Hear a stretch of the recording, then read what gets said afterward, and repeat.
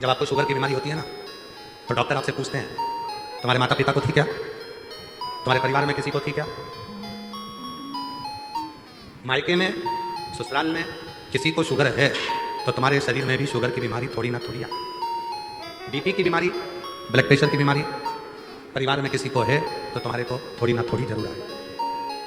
Thyroid तुम्हारे परिवार में किसी ना किसी को है तो वो थोड़ा ना थोड़ा तुमको जरूर है। जब बीमारी पीढ़ी दर पीढ़ी आ सकती है, रोग माता पिता से हमें प्राप्त हो सकता है, तो शिव जी के चढ़ाए गए एक लोटे जल का फल माँ बाप का क्या बच्चों को प्राप्त नहीं हो सकता?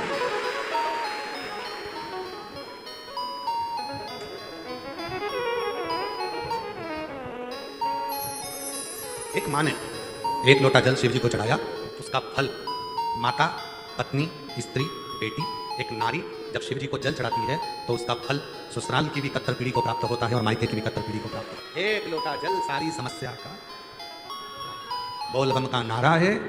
एक लोटा जल जब घर की स्त्री, घर की नारी चढ़ाती है, उसका फल उसके बच्चों को मिलता है, उसकी पीढ़ी दर पीढ़ी प्राप्त होता है।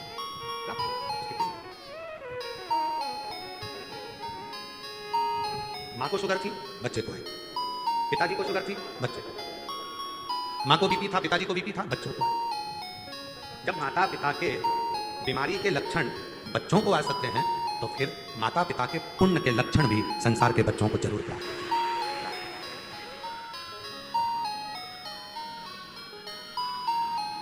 सोशल मीडिया पर आकर आप किसी को माँ और बहन की गाली दो, ये अच्छे कुल के या अच्छे घर के संस्कार नहीं हो सकते। अच्छे कुल के या अच्छे घर के संस्कार नहीं हो सकते। पर सोशल मीडिया पर आकर आप एक लोटा जल शंकर जी को चढ़ाकर और उसकी रील बनाकर जनमानस को दे रहे हो, आप अपने घर के संस्कार परिचित कर रहे हो कि मेरे घर के ये संस्कार है।